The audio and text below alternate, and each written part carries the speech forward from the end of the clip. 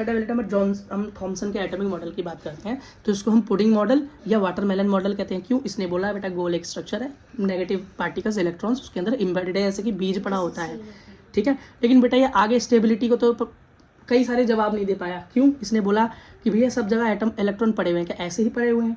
इसके अंदर इसने बोला पॉजिटिव, ये इलेक्ट्रॉन पूरा का पूरा एटम कैसा होता है? न्यूट्रल होता है। कैसा होता है? न्यूट्रल, ना तो प्लस होता है और ना ही नेगेटिव होता है। तो बोलता है यार इसमें सिर्फ इलेक्ट्रॉन दिखाई दे रहे हैं, फिर ये नेगेटिव क्यों नहीं है? अगर इसके अंदर कहीं पॉजिटिव है तो इलेक्ट्रॉन और पॉजिटिव और नेगेटिव आपस में चिपक क्यों नहीं जाते? क्योंकि दोनों अट्रैक्ट करते हैं। किसी भी बात का जवाब वो नहीं दे पाए, ठीक है। ये था उनका फेलियर भी बेटा पूछे जाते हैं, सीबीएसई में रिटर्न फेलियर पूछे जाते हैं। रदरफोर्ड ने बेटा एक्सपेरिमेंट किया। क्या एक्सपेरिमेंट किया उन्होंने? बेटा अल्फा पार्टिकल्स को क्या किया? अल्फा पार्टिकल्स को बेटा कहाँ पर? गोल्ड की फॉइल पर बम्बार्ड किया, फेंका, मारा, ठीक। और ये क्या थी? पीबी की शीट, मतलब लेड की शीट ली, इसके बीच में एक छेद छोड़ दिया ताकि बेटा पार्टिकल और तेजी से, बेटा आप क्या करते हो, अगर किसी पाइप में पानी निकल रहा था उसके मुंह को छोटा कर देते तो पानी और तेजी से आगे जाता है ना, आगे आप पढ़ोगे बेटा फिजिक्स में इस लॉ को, सर, है ना। अगला देखो, तो बल तेज लगा और तेज लगने से क्या हुआ? कुछ पार्टिकल्स बेटा डिस्ट्रैक्ट हो गए, कुछ आर पार निकल गए और कुछ बेटा सीधे ही वापस आ गए। तो जो सीधे ही वापस आ गए तो उसको डाउट हुआ। क्या हुआ?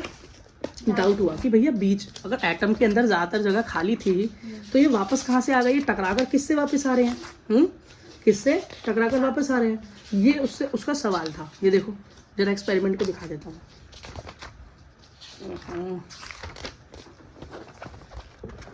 ये देखो बेटा रदरफोर्ड का एक्सपेरिमेंट।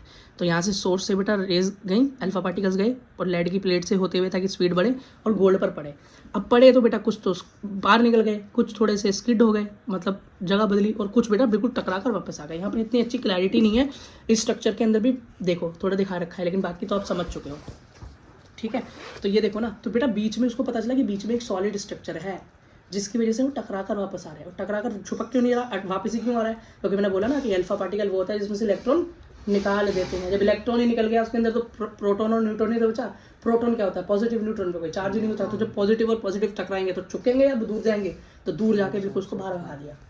तो उसको पता चला कि बीच में क्या है? एक सॉलिड पार्ट है जो कि बिल्कुल भी इसके अंदर से बेटा अल्फा पार्टिकल पार नहीं निकल पाया। तो उसने क्या बोला? एटम ज्यादातर तो खाली था, लेकिन बेटा उसके अंदर एक बीच में सॉलिड स्ट्रक्चर था, वो भी पॉजिटिव। वो क्या था? न्यूक्लियस, उसने उसका नाम दिया। न्यूक्लियस बहुत ही छोटा होता है, इसने ये बताया। इसने बोला एक एटम की अगर न्यूक्लियस की हम रेशियो की बात करें तो ये आर एटम का मतलब है रेडियस ऑफ एटम, वो क्या होगी? 10⁵, मतलब 10 लाख गुना कम होती है।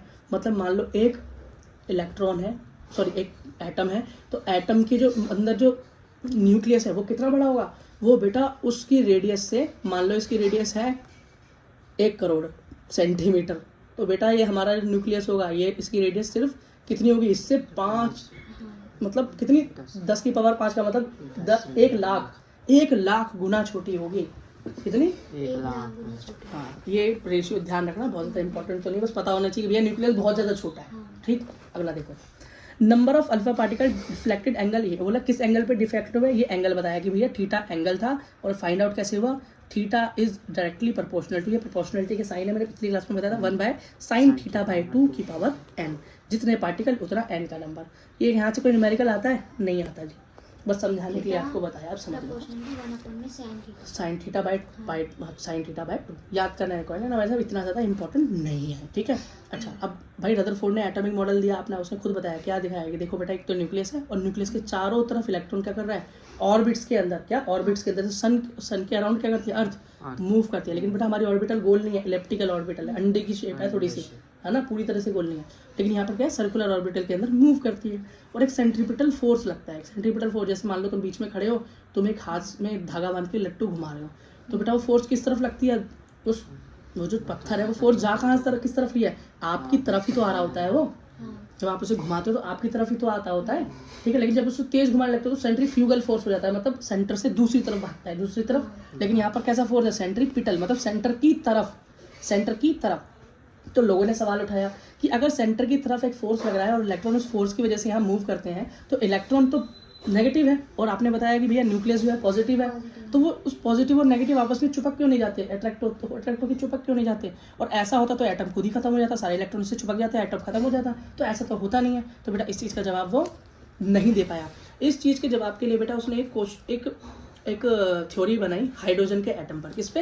हाइड्रोजन के एटम पर। उसको उन्होंने हाइड्रोजन स्पेक्ट्रम बोला। क्या बोला? हाइड्रोजन स्पेक्ट्रम बोला। उसने बोला कि भैया जब भी हम हाइड्रोजन के एटम को, हाइड्रोजन का एटम देखा उन्होंने, एटम के अंदर बेटा हाइड्रोजन का इलेक्ट्रॉन देखा। उसने बोला जब इलेक्ट्रॉन हाइड्रोजन का हायर ऑर्बिट से लोअर ऑर्बिट पे जाता है तो बेटा वो कुछ एनर्जी लूज करता है। क्या करता है? एनर्जी छोड़ता हुआ जाता है। इतनी एनर्जी, फिर थोड़ी और, फिर थोड़ी और, फिर थोड़ी और। लेकिन वो बोलता है कि एनर्जी हमेशा फिक्स रेशियो में ही रहती है। ये नहीं कि हमेशा ही छोड़ता जाए और वो खत्म हो जाए। कुछ ना कुछ एनर्जी एंड में रिमेन रहती है जिसकी वजह से वो नीचे नहीं जा पाता, जिसकी वजह से वो नीचे नहीं जा पाता। लेकिन फिर उन्होंने बोला कि रेशियो यही क्यों रहता है जी हमेशा, कुछ और रेशियो क्यों नहीं आ पाता, कोई और एटम पे एक्सपेरिमेंट करके दिखाओ। तो बेटा यहाँ पर वो नाकामयाब हो गए क्योंकि उनके पास इस तरह के